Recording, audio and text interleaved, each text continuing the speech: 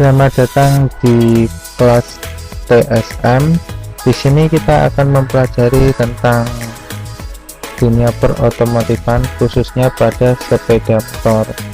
Nah, untuk sesi kali ini kita akan mempelajari yang namanya jangka sorong atau vernier caliper.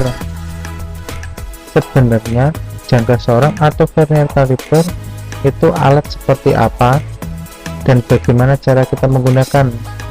Nah, untuk lebih jelasnya kita akan tayangkan bentuk dari jangka sorong itu sendiri. Nah, di sini ada rahang kecil, terus di sini ada rahang besar. Di sini tentunya ada skala di batang jangka sorongnya, dan ini ada skala gesernya. Terus di bagian bawah ini ada ekor jangka sorong. Nah, untuk lebih jelasnya kita akan ke slide berikutnya. Nah, di sini ada skalanya ya nanti ya untuk lebih jelasnya, dan ini ada tingkat ketelitiannya jangka sorong. Nah, jangka sorong adalah alat ukur yang mampu mengukur jarak, kedalaman maupun diameter suatu objek dengan tingkat akurasi dan presisi yang tinggi. Nah, di sini dapat kita lihat ternyata jangka sorong adalah suatu alat yang digunakan untuk mengukur jarak, kedalaman maupun diameter suatu objek yang kita ukur.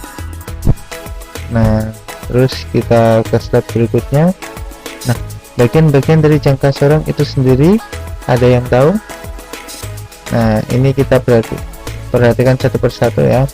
Rahang dalam. Nah, di sini ternyata yang kecil ini namanya rahang dalam, dan kegunaan rahang dalam itu untuk mengukur diameter dalam suatu benda atau objek. Terus yang besar ini adalah rahang luar. Rahang luar ini digunakan untuk mengukur diameter luar suatu objek. Terus di sini ada skala utama dalam satuan in, cm, dan milimeter. Nah, untuk sesi kali ini kita akan mempelajari yaitu dengan satuan cm atau milimeter. Nah, di sini terlihat ada skala-skalanya, terus skala geser atau vernier. Nah, yang dimaksud skala geser, skalanya ini dapat digeser-geser sesuai dengan kebutuhan atau sesuai dengan benda yang kita ukur. Nah, ini dapat digeser-geser. Terus pengukur kedalaman atau ekor jangka sorong ini digunakan untuk mengukur kedalaman suatu objek atau benda yang akan kita ukur. Nah, tentunya kita tahu ya, jadi bagian-bagian jangka sorong secara garis besar ada 6. Oh ya, satu lagi ini saya lupa, skrup pengunci. Skrup pengunci digunakan untuk mengunci apabila kita selesai untuk mengukur suatu benda. Sebelum kita baca harus kita kunci terlebih dahulu. Nah, jadi secara garis besar jangka sorong dibagi menjadi 6 bagian.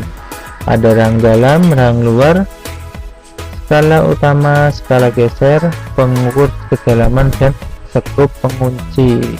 Nah, mudah ya. Nah, pasti mudah, sederhana kok. Terus kita kembali ke slide berikutnya. Posisi yang benar dalam menggunakan jangka sorong. Nah, ternyata dalam penggunaan jangka sorong wajib kita mengetahui posisi yang benar dalam menggunakannya. Nah, posisi bagaimanakah yang bisa kita lakukan atau posisi yang benar untuk kita menggunakan jangka sorong? Pertama, mengukur diameter dalam. Nah, di sini ada bagian salah sama benar ya. Salah apabila salah satu ujung dari jangka sorong ini tidak rapat seperti dalam posisi yang benar ini. Di sini miring, di sini harus tegak, lurus, atau saling rapat semua permukaan benda yang kita ukur. Terus mengukur diameter luar tidak disarankan dan benar.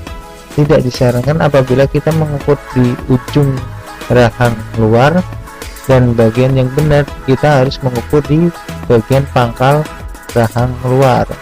Terus yang ketiga, mengukur kedalaman. Nah, mengukur kedalaman ini tidak boleh miring seperti ini, tapi harus tegak lurus dengan permukaan yang kita ukur.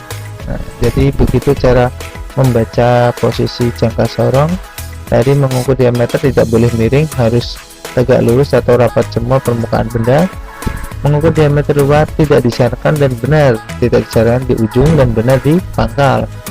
Terus mengukur kedalaman, posisi salah untuk miring dan yang benar adalah tegak lurus atau semua permukaan benda menempel pada jangka sorong. Nah, sampai sini paham ya.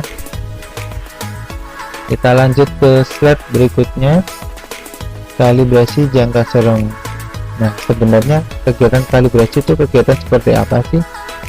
Nah, di sini kalibrasi adalah suatu kegiatan penyetelan jangka sorong sebelum digunakan. Jadi ibarat kita sebelum menggunakan alat ukur, kita harus mengeceknya terlebih dahulu.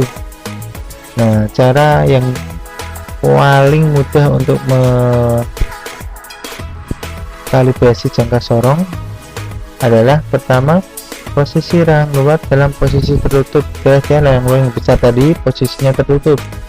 Terus cek skala utama dan skala geser, angka 0 harus segaris. Tadi skala utama dan skala geser, angka 0 harus segaris. Terus yang ketiga, apabila angka 0 pada skala utama dan skala geser segaris, maka jangka sorong dalam kondisi baik dan siap digunakan. Nah, kita ulangi lagi ya. Posisi rang luar tadi yang besar harus tertutup rapat. Cek skala utama dan skala geser, angka 0 harus segaris. Apabila sudah segaris, dari jangka sorong dalam kondisi sehat dan siap digunakan. Nah, mudah ya. Terus kita ke slide berikutnya, cara membaca jangka sorong. Nah, ini bagian yang kita tunggu-tunggu nih, bagaimana cara kita menggunakan dan membaca jangka sorongnya. Nah, pertama, skala utama dibaca apa adanya, nanti skala utama dibaca apa adanya ya. Terus yang kedua, skala geser dilihat ruas yang sejajar atau segaris dengan skala di atasnya dikali ketelitian jangka sorong. Nah, untuk lebih jelasnya kita angkat soal terlebih dahulu.